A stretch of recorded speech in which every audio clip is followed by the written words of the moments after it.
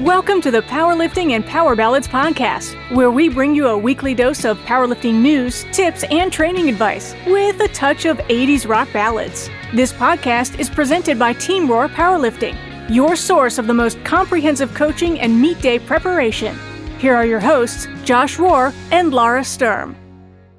Welcome to the Powerlifting and Power Ballads podcast. I am one of your hosts, Lara Sturm. And I'm Josh Rohr. Welcome to what episode is this? 91? 91. That is insane. Closing in on that one hundo.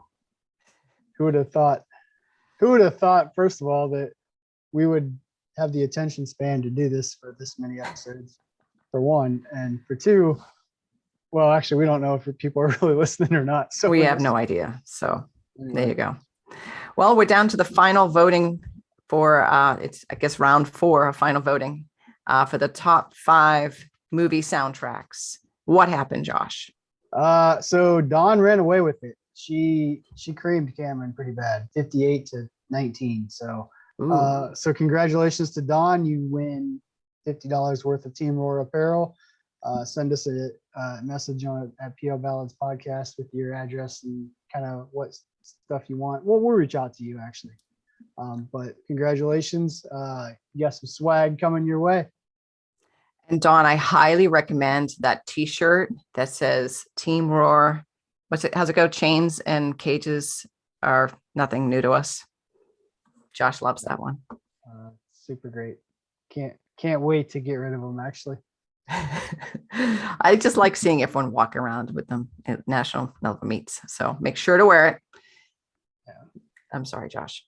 Yeah. So what are we going to do for our next top 5 list? I mean, I have no idea. We put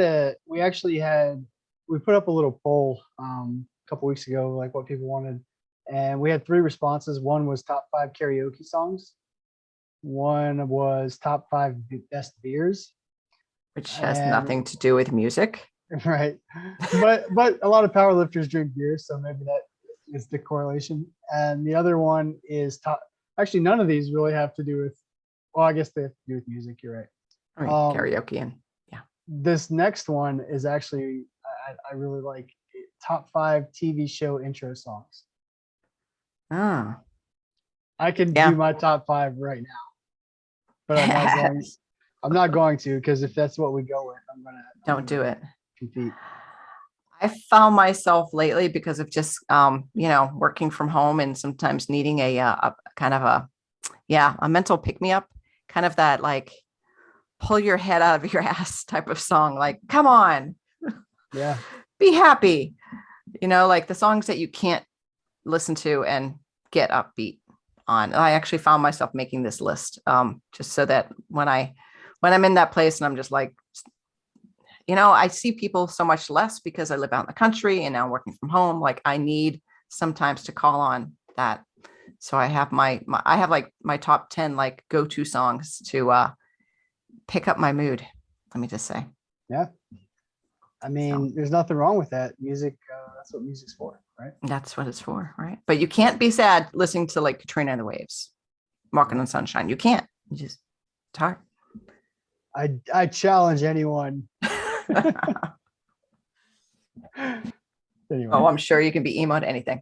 So what are we I guess do? We'll have to figure it out. I mean, do you want to decide right now, just on the spot, or do you want to? No, I'm not gonna lie. Okay, I'm not gonna lie. I'm really into the TV show intro songs. Okay, all right. No, we don't have to do that, but if we do, the question would be: is it gonna be like 80s? Is it gonna be 90s? Is it gonna be any TV show intro songs? Is there gonna be a theme involved? I would say just like any TV intro songs, because it's kind of limiting. Yeah, I agree. Any TV, I agree. If we do that, any would work. Clearly, the 80s shows would be the best, of course. Yeah. All right. Well, can we pull the trigger on this? Because I'm super. Yeah. Let's just pull the trigger. Pull the trigger. All right. We're not going to do this for a couple weeks, but we'll just let everybody know now. This is going to be the next one. So start thinking of your list. We'll give you some time a couple weeks to think about that. So I like it.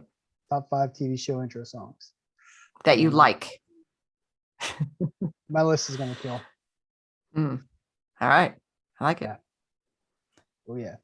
Nice. So nationals is obviously coming up in June 7th through 12th, I think it is. It's right around there, give or take a day. I can't remember the exact dates. But I wanted to just kind of mention that we talked about it last year too, just the NGB and trying to get people to attend, and not just attend, but also nominate people for honorary awards and also run for voting positions. So there is a pretty consistent deadline coming up. May 13th is the deadline to submit your resume to be an athlete's rep, and there's 4 positions available, or 4 positions open this year. May 13th is also all these deadlines are May 13th. Deadline to submit people for honorary awards. So for example, referee of the year, athlete of the year, Brother Bennett Award, and there's one more, I think. I can't think of it off the top of my head for some reason. Anyway, but Lifter? you know, No. yeah, we said athlete. Oh, sorry. Well, the honorary awards are not voting positions, but the deadline to nominate somebody for them is May 13th. Ah, right. And if you're looking for where to do that, if you go to usapowerlifting.com and scroll down to the homepage, scroll down on the homepage, it has like the recent news section. The NGB announcement is there, and in that announcement has links to the different forms to submit all of these different things. So if you are interested in nominating somebody or running for one of the voting positions, definitely encourage you to do that. I guess so. I didn't finish I get sidetracked pretty easy, don't I? Squirrel. Kind of run off the rails. So in addition to the 4 athletes reps in terms of voting positions, president is also up for re-election. Obviously anybody can submit their resume to run for president. And there's also 2 positions available on the EC. And one of them positions is me. My term is up. And I guess I'll go ahead and announce it to the world. I am not going to run for re-election. Really? Not because I don't want to run or feel a strong obligation to the organization, but I want to take a year at least and focus on family and, new kid on the way and stuff like that. So taking just a little bit of a step back, and, I do really hope that, people attend and do run for that position, and people run for it for the right reasons, to really give back to the organization, help guide the direction that the organization's going. And I think it's really important. And I'm not going to lie, I feel very guilty, I guess is the word, for not running again. But I know there's a lot of really, really good people in the organization, and somebody will fill that spot, and we'll be better for it. So Yeah. I mean, with a new baby on the way, and you've served 2 terms already, right? Yep. I mean, that's So, a long time. yeah, and there's I fully intend to get back more involved and run again. And I say get more involved, I'm not going to be less involved, really, just not at that real critical level, I guess, for a little Right. while. So Right. Yeah. So being on the EC, there's just not much to do, right? no, yeah, it's all glory. Do it for the glory. That's it. Yeah. I mean, I just remember a lot of, there's, I don't know that people really understand what's involved in being on the EC. Yeah, I mean, I can't give like detail specifics, but in general, basically, so the national governing body meeting is once a year at nationals, and that's when the business of USA Powerlifting is done with the entire voting body. But outside of that time, the EC essentially guides the ship. So if things come up that need to be acted on, and stuff like that, the EC is basically the ones that make those decisions. And it can be a lot. Some of the stuff is very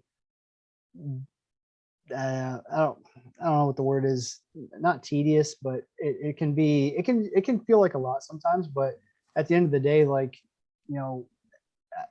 with 100% certainty, like everybody on the EC wants what's best for the organization and all of its members. So, are some of the decisions always the popular decisions for everybody? Absolutely not, because you can't make everybody happy. And that's been probably the hardest part for me is making a decision that I know is in my heart is best for the organization, but then that being not what somebody wanted that that I'm friends with or that I know real well, and they're just like, how the hell could you do that? I'm just like, well, Right.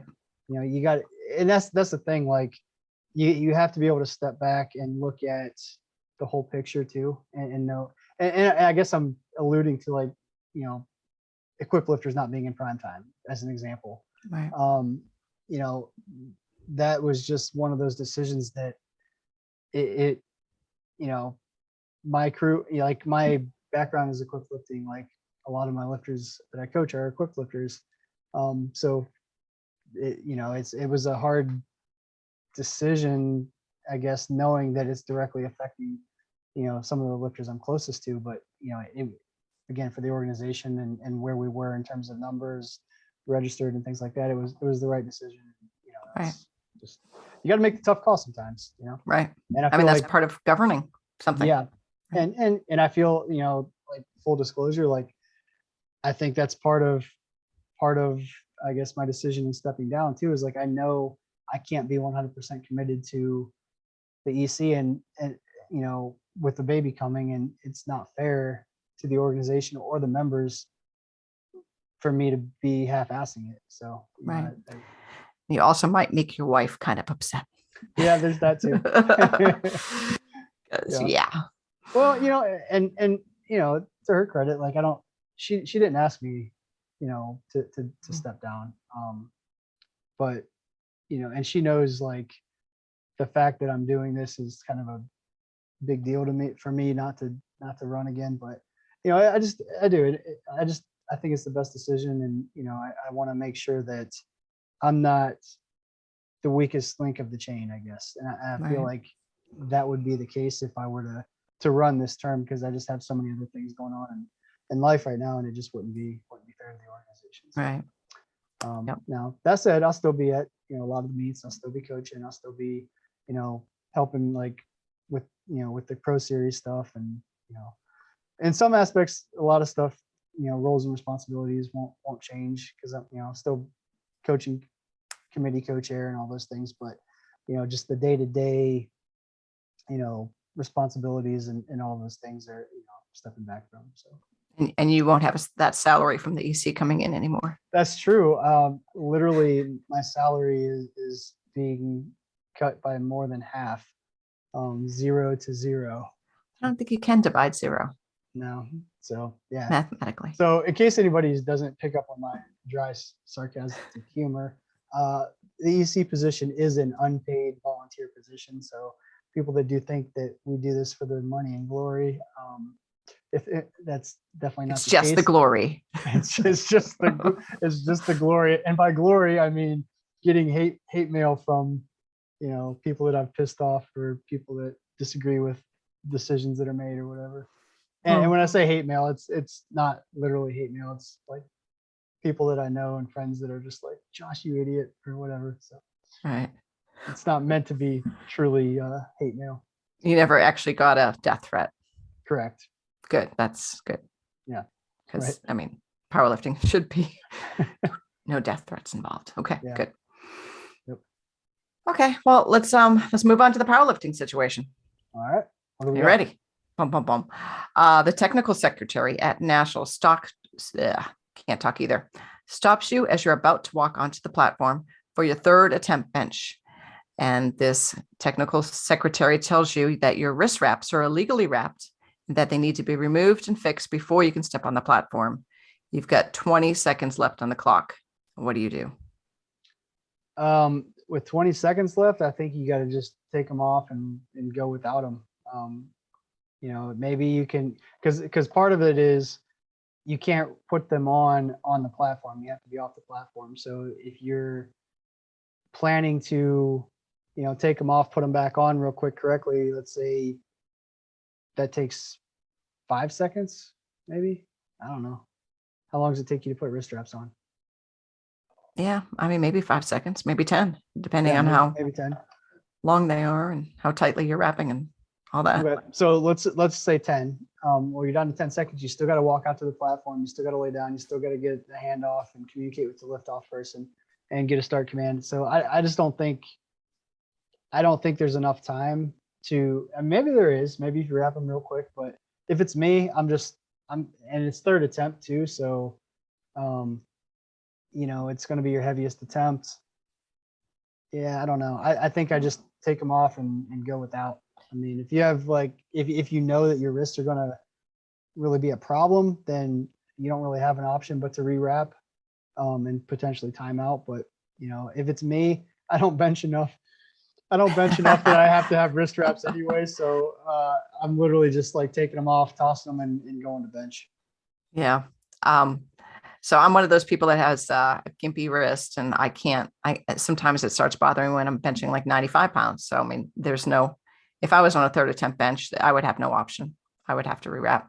But my question would be, why are you letting the clock get to a place where you only have 20 seconds left before you're about to approach And there it is. That's the underlying question that was not a direct question of this. Exactly. There's plenty of time to rewrap if you are there and ready when the bar is called loaded. So yes. I don't feel bad for you for timing out on this. Is the underlying. Yes. Be wrapped and ready to step onto the platform, and then if they tell you need to rewrap, you have time. Yes. But don't be playing around and then go, oh wait, I need to go to the platform. Yep. Yeah, but who does that? It happens. I do know, but yeah. All right. Well, let's talk about the new lifter tip. Extra long press calls on bench are typically the lifter's fault. A press call is only given when the bar is motionless on the chest. The key word is motionless. Agree or disagree? Yep.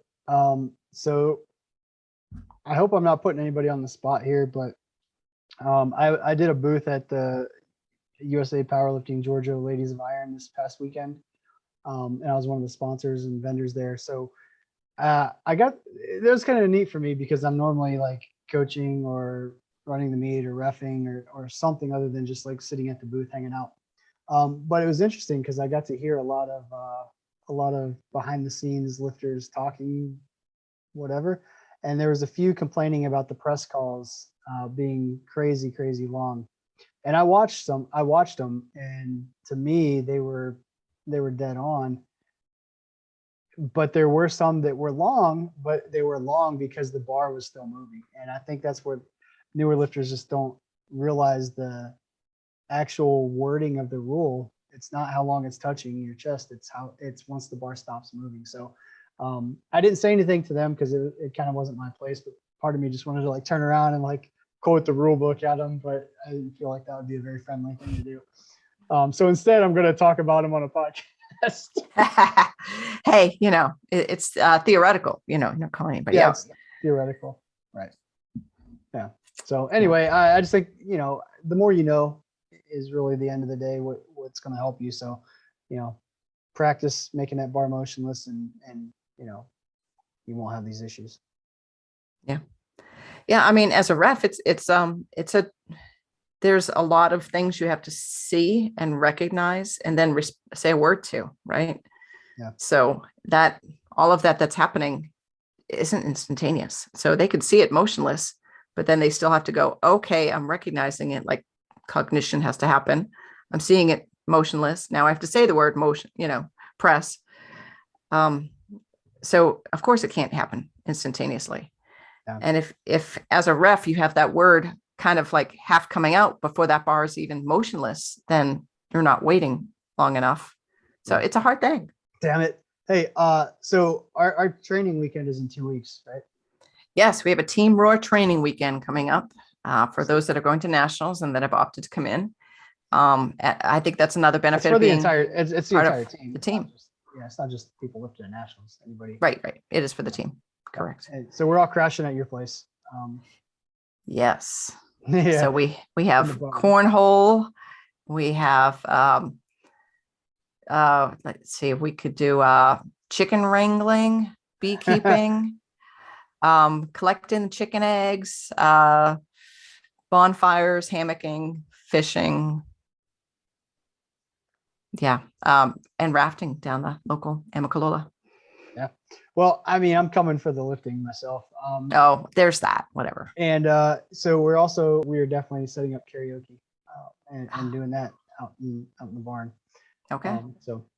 But yeah, it'll be a good time. Like we got quite a few lifters flying in from out of state just to kind of get their last heavy training session in with us, and yeah, it should be fun. Come out to the farm. Come out to the farm. Woohoo. Yeah.